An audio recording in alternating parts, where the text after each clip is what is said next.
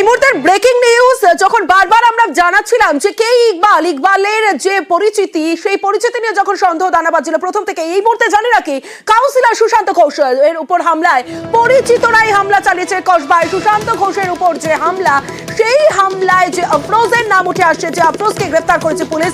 পিস্তল নিয়ে হামলা, বিহারের বাসিন্দা, গুলি না চলায় বেঁচে যান সুশান্ত, হামলায় গ্রেফতার মাস্টার মাইন্ড আফরোজ ওরফে ইকবাল।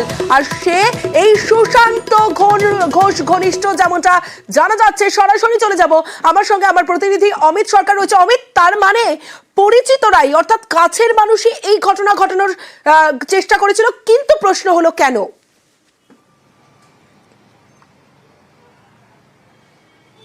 কি কারণে খুন করার চেষ্টা করা হয়েছে সেই মোটিভ এখনো পর্যন্ত স্পষ্ট হয়নি পুলিশের কাছে। আফরোজ ওরফে ইকবালকে ইতিমধ্যে পিক করা গিয়েছে বা তাকে গ্রেপ্তার করা হয়েছে, কিছু সময়ের মধ্যেই তাকে কলকাতা নিয়ে আসা হবে।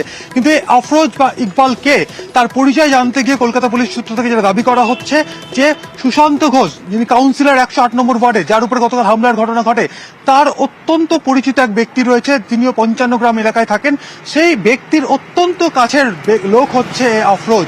সেই জায়গা থেকে কলকাতা পুলিশের মনে সন্দেহ জেগেছে এই মুহূর্তে যে অত্যন্ত পরিচিত মহলে বা পরিচিত সার্কেলের মধ্যে থাকা এক ব্যক্তি আফরোজ, সে কেন হঠাৎ করে সুশান্ত ঘোষের উপর হামলা চালানোর পরিকল্পনা করলো। যে বিষয়টা তদন্ত সাপেক্ষ, তদন্ত করা হচ্ছে। আরো একবার জানিয়ে রাখবো, কাউন্সিলর সুশান্ত ঘোষের একজন পরিচিত ব্যক্তি, যিনি 55 গ্রাম এলাকায় থাকেন, তার অত্যন্ত ঘনিষ্ঠ এই আফরোজ। শুধু তাই নয়, যে তিনজনকে বৈশালী থেকে আনা হয়েছিল, যাদের মধ্যে দুজন যুবরাজ এবং তার এক অপর সঙ্গী, যারা বৃহস্পতিবার কলকাতা এসে পৌঁছয়, তাদেরকে থাকা বা রাখার জন্য ওই ব্যক্তি, 55 গ্রামের ওই ব্যক্তি লেক টাউনের একটি বাড়ির ব্যবস্থা করে দিয়েছিল। কি কারণে ব্যবস্থা করে দেওয়া হয়েছিল? আফরোজের তরফে সুশান্ত ঘোষের পরিচিত ওই ব্যক্তির কাছে রিকোয়েস্ট করা হয়েছিল, বা তিনি তার কাছে রিকোয়েস্ট করেছিলেন যে তার এলাকা থেকে, অর্থাৎ বিহার থেকে 3 জন কলকাতা শহরে আসছেন চোখের চিকিৎসা করানোর জন্য, তাদেরকে রাখার জন্য একটি বাড়ির ব্যবস্থা করে দিতে হবে।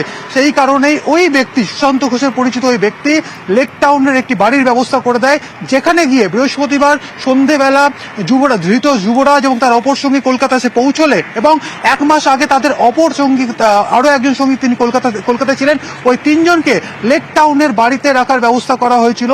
এবং সেই বাড়ির খোঁজ আফরোজকে দিয়েছিলেন সুশান্তর পরিচিত 55 গ্রামের ওই ব্যক্তি। সব মিলিয়ে কলকাতা পুলিশ এখন এই বিষয়টি জানার চেষ্টা করছে, তদন্ত করে দেখার চেষ্টা করছেন যে খুনের মোটিভ, খুন করার যে চেষ্টা করা হয়েছিল, কি কারণে এই প্ল্যান বা পরিকল্পনা করা হয়েছিল, সমস্তটা এই